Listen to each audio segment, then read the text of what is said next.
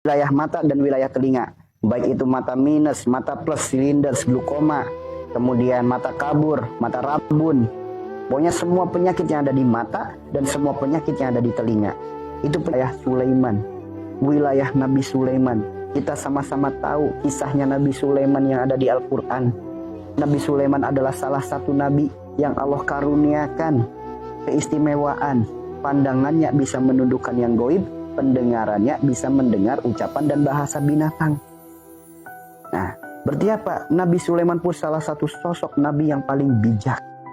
Nabi yang paling bijak, saking bijaknya ia menghargai semut agar tidak terinjak oleh tentaranya. Saking bijaknya, teman-teman. Nah, kemudian kita lihat, sedangkan orang-orang yang kurang bijaksana dalam mendengar, dalam melihat sesuatu, kabar dan lain sebagainya. Kalau orang itu kurang bijak, jangan kaget akan muncul penyakit di mata. Jangan kaget akan muncul penyakit di telinga. Itu karena apa? Karena kurang bijak. Orang kalau matanya mata jahat.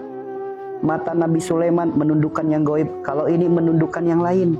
Orang yang suka bermain mata, itu pun termasuk mata jahat. Seperti itu. Bukan hanya dosa pandangan dan dosa pendengaran. Dosa pandangan pendengaran kita udah tahu semuanya.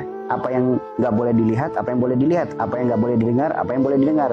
Kita udah tahu semuanya. Namun masalah penglihatan dan pendengaran bukan hanya sebatas itu. Inilah kebijaksanaan, sudut pandang dan sudut dengar.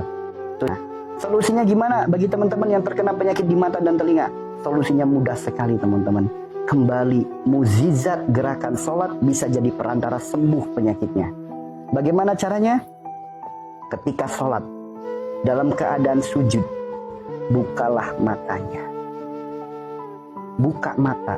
Kenapa? Bukankah Rasulullah mengajarkan sholat itu nggak boleh merem? Maka ketika sujud pun buka matanya. Kenapa buka mata? Karena ada jarak khusus yang sudah Allah persiapkan, di mana setiap manusia jaraknya beda-beda tergantung dari tingkat jarak hidungnya. Ketika hidungnya semakin mancung ke depan, maka jaraknya semakin jauh. Ketika mancungnya agak ke dalam, maka jaraknya semakin dekat. Itu sudah Allah desain sesuai dengan kapasitas kita masing-masing. Nah, ketika mata kita melihat tempat sujud kita, baik itu sejadah, baik itu lantai, jarak antara tempat sujud dengan mata itu adalah titik terapi, jarak terapinya. Sehingga apa? Kornea kita membesar dan mengecil. Membesar dan mengecil inilah yang menjadikan terapi penyakit-penyakit matanya. Di saat membesar dan mengecil itulah terapinya. Maka bagi teman-teman yang punya penyakit mata, apapun jenis penyakit matanya, nggak usah ditanya, kalau katarak gimana, kalau glukoma gimana, sama. Semua penyakit yang ada di mata, ayo perbaiki gerakan sholatnya. Ketika sholat, bukalah matanya. Jangan merem, buka mata. Nah, ini ada manfaat baiknya. Kemudian, bagaimana solusinya lagi? Solusinya lagi dengan cara apa? Nguap. Ternyata nguap bisa jadi obat mata dan obat telinga. Bisa jadi jalan sembuh mata, jalan sembuh telinga. Makanya Pak, kalau nguap ikuti cara Nabi ketika nguap. Bukan kayak buaya darat. Buaya kalau lagi nguap, wah lebarnya, Masya Allah. Sampai nguap terlalu lebar, ingat rahang kita itu gampang goyang. Maka ketika nguap terlalu lebar, jangan kaget bunyi klik pada telinga. Pernah ada ketika lagi nguap, di telinga bunyi klik gitu. Bunyi klik tanda rahang geser. Bunyi klik tanda angin masuk dan terkunci. Sehingga angin itu nggak bisa keluar lagi. Nanti munculnya dari nguap yang salah saja, nanti bisa muncul jadi penyakit vertigo. Jika tidak percaya, silahkan tanyakan dokter. Dok, benar atau enggak? Penyakit vertigo disebabkan karena adanya sumbatan angin pada telinga.